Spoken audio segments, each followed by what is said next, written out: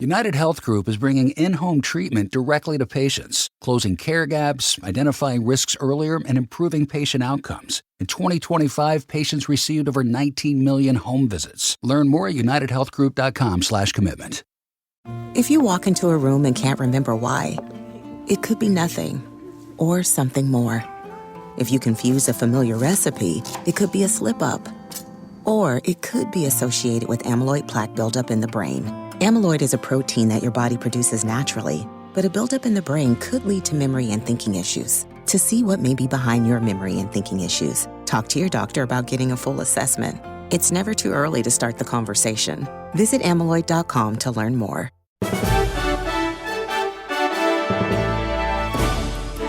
This week on Viewpoints. We saw, with respect to both President Maduro and the Iran strikes, people not only betting on these sites on whether or not these events were going to occur, but profiting. What happens when betting moves from sports to war?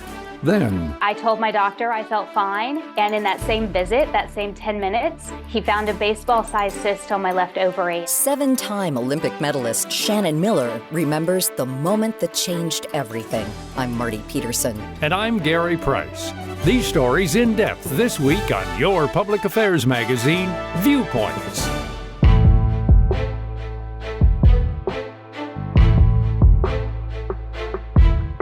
Since the beginning of the U.S. and Israel's war with Iran, millions of dollars have poured into bets on what happens next.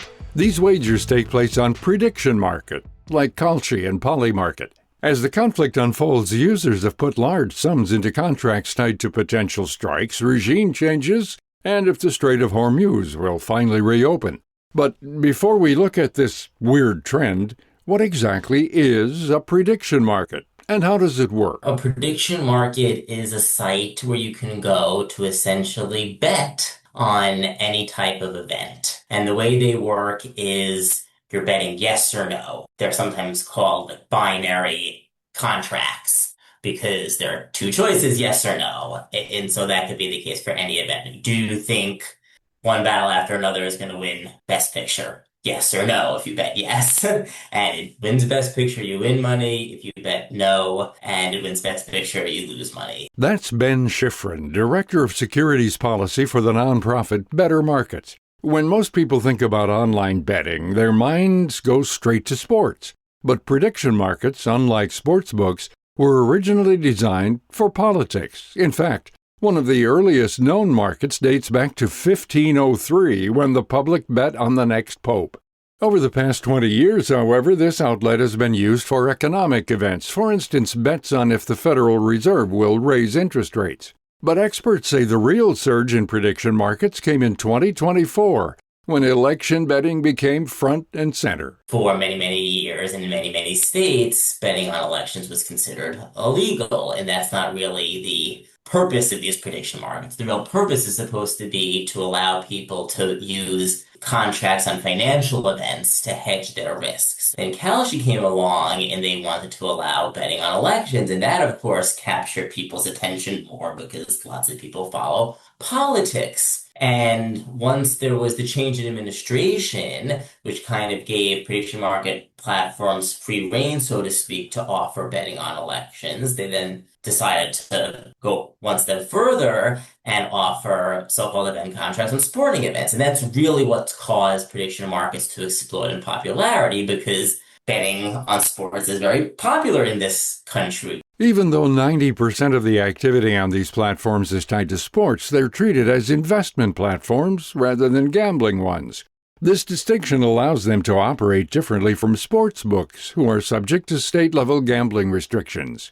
The explosion of sports betting also gave way for these platforms to expand into other areas like pop culture, current events, and now geopolitical outcomes. Traders have placed large wagers not just on the war with Iran, but also on past events, like the U.S. capture of Venezuelan President Nicolas Maduro. I think they saw that they were able to get away with offering betting on elections and sports and pop culture without really being subject to any regulation, certainly not the regulation that traditional sports books are subject to in the States when it comes to betting on sports. And so now you see so-called event contracts on things like the war in Iran, whether or not Nicolas Maduro is going to be captured within January 8th. And we saw, with respect to both President Maduro and the Iran strikes, people not only betting on these sites on whether or not these events were going to occur, but profiting. One account on Polymarket made more than $553,000 betting on the U.S. striking Iran and Iran's supreme leader being removed from power. When reports surfaced that a handful of traders had profited from the contracts placed just hours before these events were publicly announced, the criticism came fast. Many experts raised concerns about insider trading, which is one of the top worries for Kevin Williams, an assistant professor of economics at Occidental College in L.A. There's three different but all important concerns. And so insider trading, even in the typical stock market, is hard to police and is currently sort of being self-reported by these platforms. And so they probably don't have as strong of incentive to heavily police insider trading as they should. And so a general concern that these are not sort of fair marketplaces for a typical user, because unknowingly you're going up against people with inside knowledge who might even have the ability to affect the outcome. So that's sort of one major concern. Another concern is what an economist would call kind of the moral hazard of it all, which is that if you are in an insider position or a position to be a decision maker in something like military decisions, that you might be able to profit off of the decisions that you have sort of private information for. The third concern would be that people with inside information or the ability to make some of these decisions are making decisions with profit in mind, knowing that they will profit from a certain military or certain kind of geopolitical decision. While offering event contracts related to war is banned in the U.S., Polymarket operates largely overseas, putting it outside the reach of those regulations. Kalshi, on the other hand, has found ways to work around these restrictions. Instead of using the word war, their contracts frame questions more indirectly. For example, asking whether a particular leader will still be in power by a certain date, which may imply they'll be either forcibly removed or assassinated. There was enough outcry over some of the markets related to like the use of nuclear weapons, things that were sort of directly tied to mortality or people dying, that they've sort of removed markets explicitly that allow you to wager on outcomes kind of directly related to death. But there are still markets about geopolitics, about war, about ceasefires. And if there's a market about whether or not there's going to be a ceasefire by the end of the month, sure, if you're betting yes because you think there will be, you're sort of making a wager towards peace. But if you're taking the no side of that market, right, you are essentially still trying to make money off the continuation of wars. Despite speculation that government employees are placing these war-related bets, there's no concrete proof. Even so, the situation highlights a dangerous risk to national security. So, what can be done? Currently, several proposals are making their way through state and federal governments aimed at better regulating prediction markets and the broader betting industry. I think there are a number of proposals right now in Congress to better regulate prediction markets, both with respect to the types of contracts. Should event contracts on sporting events be allowed? Should event contracts on pop culture be allowed? Should event contracts on elections be allowed? Or should we just return prediction markets to their intended purpose? On the state level, you have numerous states not necessarily passing or contemplating new legislation, although that might be happening, but taking enforcement actions against these prediction market platforms for violating state laws governing betting, governing gambling. The states that do allow gambling do so under very strict parameters. So the states are saying that these prediction market platforms are acting in contravention of those state laws. And then, of course, there are some states where betting sports isn't legal, and the states are saying you're allowing our residents to bet. One piece of federal legislation currently under consideration could, if passed, ban prediction markets from offering contracts related to sports. For both Kalshi and Polymarket, this would be a devastating blow to their business.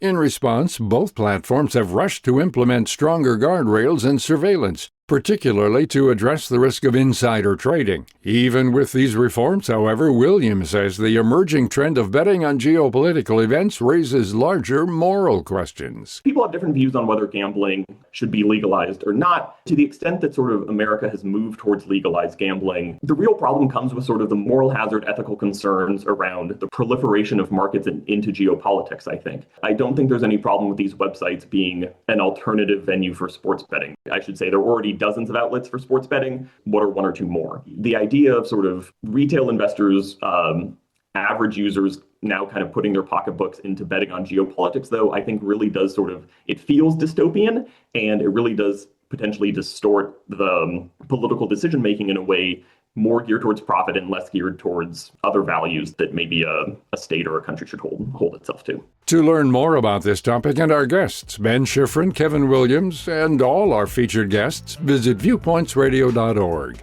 This story was written and produced by Grace Galanti. Our executive producer is Amira Zaveri. Our studio manager is Jay Silvers. I'm Gary Price.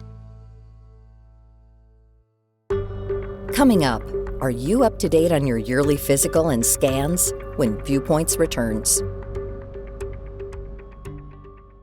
Here's a shift worth noting. Better healthcare is care that meets patients where they are. United Health Group is bringing it directly to living rooms. This is a win for patients managing chronic conditions. And here's the interesting thing. By closing those care gaps, administering in-home exams, and identifying risks earlier, more diseases can be prevented and patient outcomes can improve. In 2025 alone, United Health Group patients received over 19 million home visits.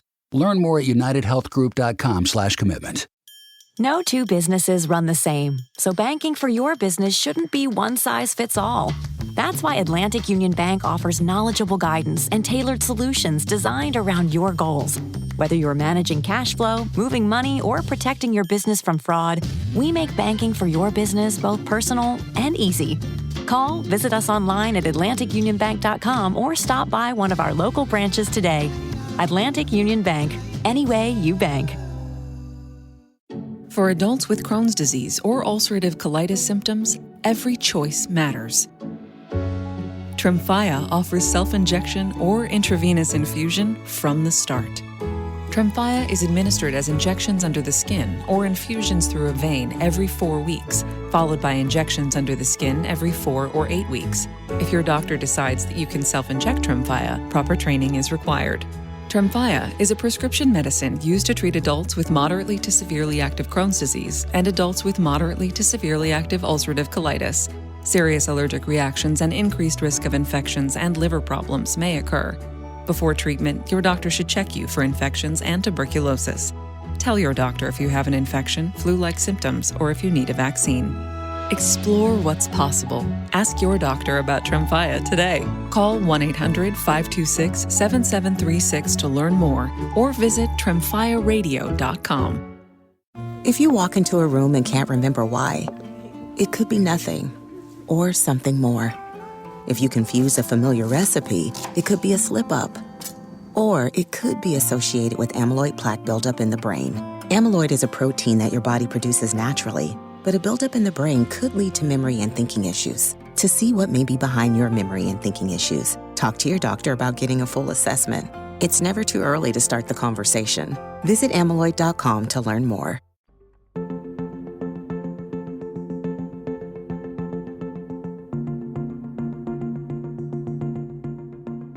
Cancer remains one of the most common diagnoses in the U.S. today. The American Cancer Society estimates that in 2025, more than 2 million people were diagnosed with cancer, and more than 600,000 died from the disease. That breaks down to roughly 4 new cases a minute. While there's still no single cure, earlier detection and improved treatments are changing outcomes for many patients. For Shannon Miller, a former American gymnast and 7-time Olympic medalist, early detection made all the difference in fighting ovarian cancer. Jump back to 2010, and she remembers almost canceling a routine appointment with her gynecologist. I think if you had asked me beforehand if I had any signs or symptoms of ovarian cancer, I would have told you absolutely not. I felt fine. In fact, I had called up my doctor's office late in 2010, ready to cancel my next doctor's appointment because I was going to be out of town. And I thought, well, I don't need to try to squeeze anything in. I'll push it till the next year and that'll be fine. I felt fine. And it was that morning on the phone when I had called up to postpone it that I thought better of it. I was already working as an advocate in health and fitness. And I thought, well, I'm not walking the walk. I need to go ahead and do this. So I went over that day. I told my doctor I felt fine. And in that same visit, that same 10 minutes, he found a baseball-sized cyst on my left ovary. What followed was fast and unexpected. She remembers the next few days and weeks being a whirlwind of scans, tests, and an exploratory surgery. When the results came back, she was diagnosed with a rare form of ovarian cancer. She was just 33 years old, and as a former Olympic gymnast, had always been extremely healthy and active. Ovarian cancer wasn't really on my radar. I was thinking about diabetes, which runs in my family, heart disease, breast cancer, health, and general fitness. And so when I learned that I had 3 of the primary signs of ovarian cancer, I was shocked. I had bloating, I had sudden weight loss, I was dealing with stomach aches, but I had written all of those off as female issues or post-baby body going berserk issues. And I had just discounted them all. And just like many people, I pushed them aside and powered through. And that was a huge lesson that I took away from the experience is listen to your body. Her experience underscores something doctors continue to emphasize. Cancer doesn't always follow a set pattern. Symptoms can be subtle, confusing, and easy to dismiss. In fact, doctors are seeing a concerning uptick. Certain cancers are rising in younger adults. Colorectal cancer, in particular, has been increasing in people under 50 for years, according to the American Cancer Society. Research also shows rising numbers in other types, including pancreatic and some breast cancers. While the reasons are still being studied, it's changing how doctors and researchers approach risk and screening. It's also much more important as a patient to stay on top of yearly check-ins and scans, even if nothing seems wrong.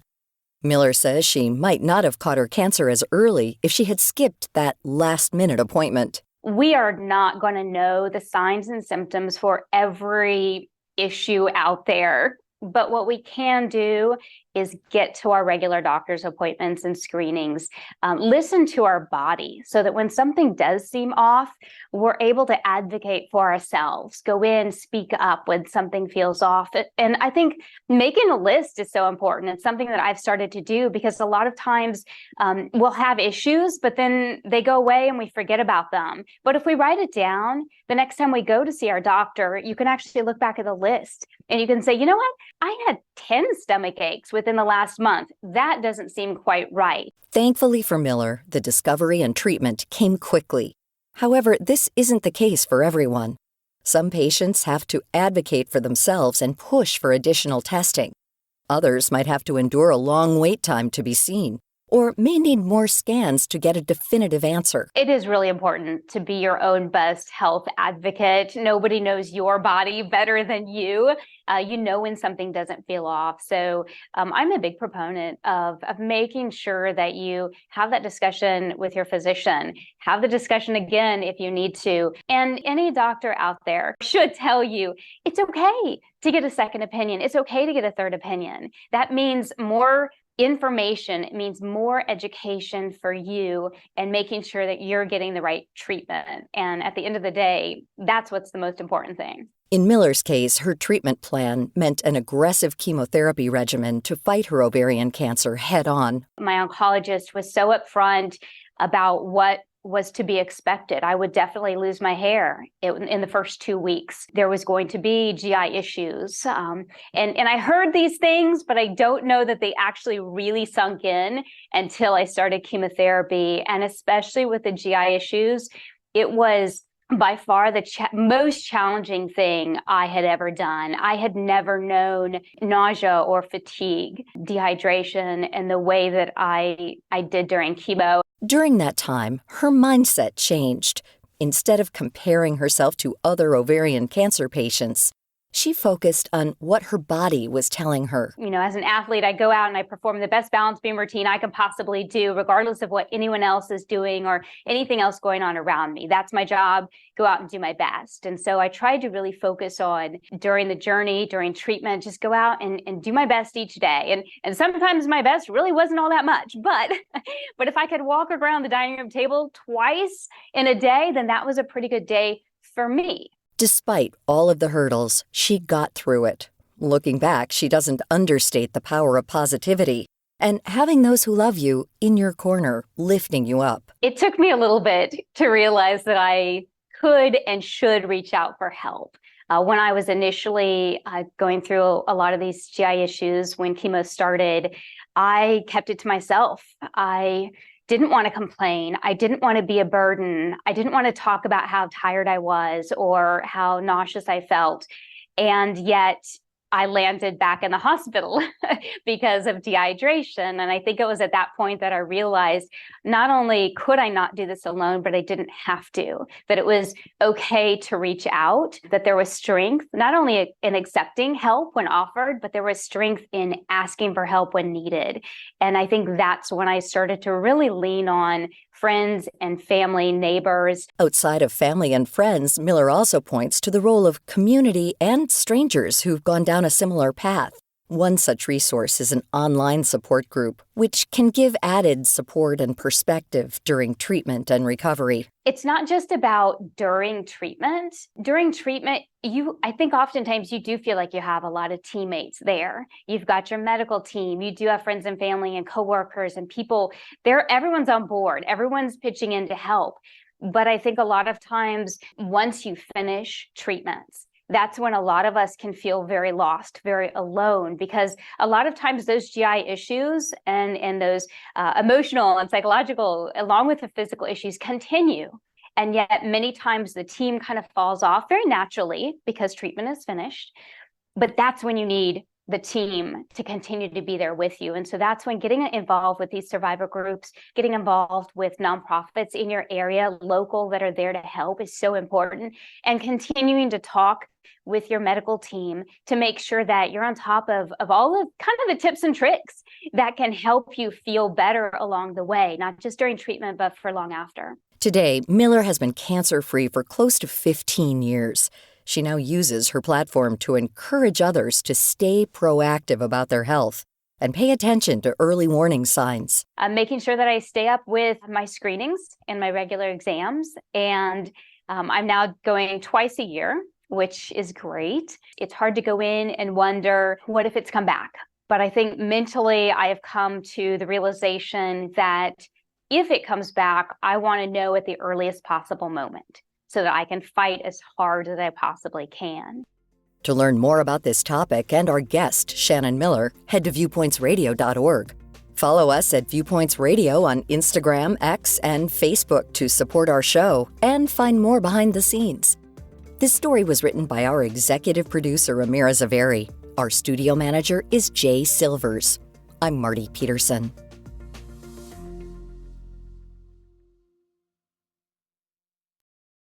Here's a shift worth noting. Better healthcare is care that meets patients where they are. United Health Group is bringing it directly to living rooms. This is a win for patients managing chronic conditions. And here's the interesting thing. By closing those care gaps, administering in-home exams, and identifying risks earlier, more diseases can be prevented and patient outcomes can improve. In 2025 alone, United Health Group patients received over 19 million home visits.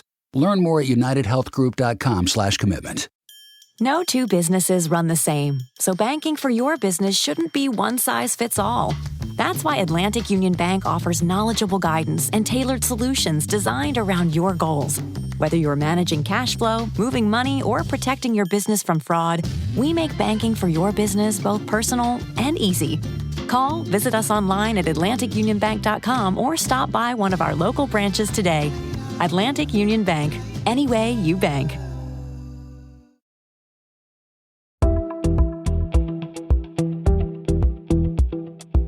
This is Viewpoints Explained. I'm Ebony McMorris. Do you make an effort to recycle the items that you use? Well, most would say yes, whether it's a glass bottle or plastic to-go container. Rinsing it out and dropping it into a recycling bin makes us feel better, like we're helping the planet. But what if a large portion of these items, despite being listed as recyclable, still end up in landfills? Experts say that this is an all too common end for plastic in particular. In fact, the U.S. is the #1 plastic polluter in the world. As of last year, only 5 to 6% of this material was recycled in America, according to the nonprofit Beyond Plastics. Worldwide, less than 10% of all plastic is recycled. Why are these numbers so low? One reason is that there are many different types of plastic with different chemical additives, and they can't all be recycled together. For manufacturers and waste companies, it's much cheaper and faster to redirect this bulk trash into landfills or burn it in an incinerator. What's clear is that something needs to change. As advocates push for stricter recycling legislation, others are urging consumers to move away from plastic use in general. Some items that are recycled the least are plastic bags, cutlery, food containers, and cling wrap, which is used for packaging. So where you can, opt to use glass bottles and containers, rely on cloth bags, support local stores and farmers markets that work off less plastic packaging. On a larger scale, try to buy less. Each Amazon or Target box, while convenient, leads to more plastic packaging waste, poisoning our earth. That's Viewpoints Explained for this week. More in a moment.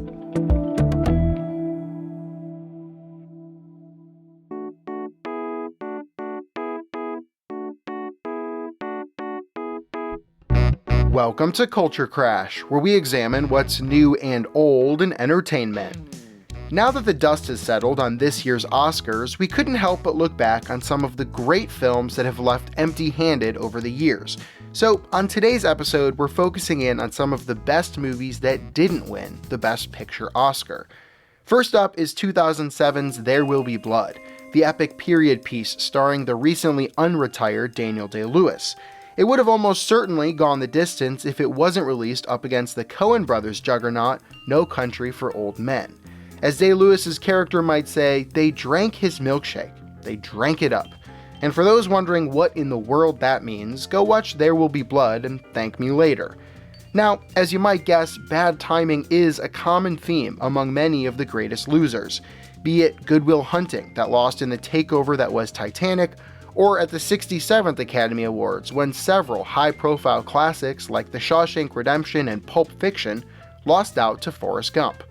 Of course, not every year has such an all-star lineup, and sometimes Best Picture-worthy movies simply don't get the love they deserve during award season. Take, for instance, one of the all-time great war movies, Saving Private Ryan, which lost to the more run-of-the-mill romance drama Shakespeare in Love, or the time The Social Network was bested by The King's Speech. In the end, if one thing is certain about the Oscars, it's that anything can happen. One battle after another may have been the heavy favorite for Best Picture this year, but nothing's ever certain until that envelope is read out loud. This week's Culture Crash was written by Zach Gartner. I'm Evan Rook. Here's a shift worth noting. Better healthcare is care that meets patients where they are. United Health Group is bringing it directly to living rooms. This is a win for patients managing chronic conditions. And here's the interesting thing. By closing those care gaps, administering in-home exams, and identifying risks earlier, more diseases can be prevented and patient outcomes can improve. In 2025 alone, United Health Group patients received over 19 million home visits. Learn more at unitedhealthgroup.com/commitment. And that's Viewpoints for this week. Follow us on Twitter, Facebook, and Instagram to learn more about upcoming shows and find a library of past programs on Apple Podcasts, Google Play, and Spotify. Plus, you'll always find previous segments and more information about our guests at viewpointsradio.org. Join us again next week for another edition of Viewpoints.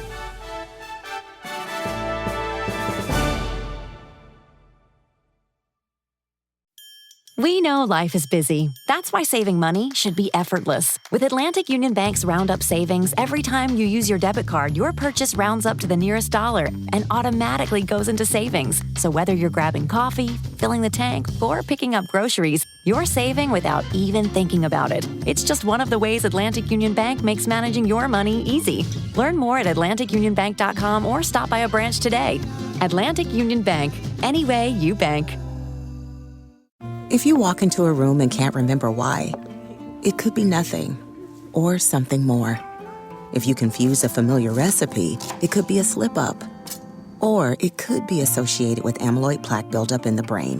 Amyloid is a protein that your body produces naturally, but a buildup in the brain could lead to memory and thinking issues. To see what may be behind your memory and thinking issues, talk to your doctor about getting a full assessment. It's never too early to start the conversation. Visit amyloid.com to learn more. Finding great candidates to hire can be like, well, trying to find a needle in a haystack. Sure, you can post your job to some job board, but then all you can do is hope the right person comes along. Which is why you should try ZipRecruiter for free at ziprecruiter.com/zip. ZipRecruiter doesn't depend on candidates finding you. It finds them for you. Its powerful technology identifies people with the right experience and actively invites them to apply to your job. You get qualified candidates fast. So while other companies might deliver a lot of hay, ZipRecruiter finds you what you're looking for. The needle in the haystack. See why 4 out of 5 employers who post a job on ZipRecruiter get a quality candidate within the first day. ZipRecruiter, the smartest way to hire. And right now, you can try ZipRecruiter for free. That's right, free at ziprecruiter.com/zip. That's ziprecruiter.com/zip. ziprecruiter.com/zip. The In Good Health podcast gives listeners the latest news on what's trending in health, science, technology, and more, featuring medical experts who break down complex topics in a way that's easy to understand. The mice that ate the salmon that had been fed the soybean meal diet got obese, so it's not just what you eat, but it's what the thing you eat has eaten that's important. The In Good Health podcast, available wherever you find your favorite podcast and at ingoodhealthpodcast.org.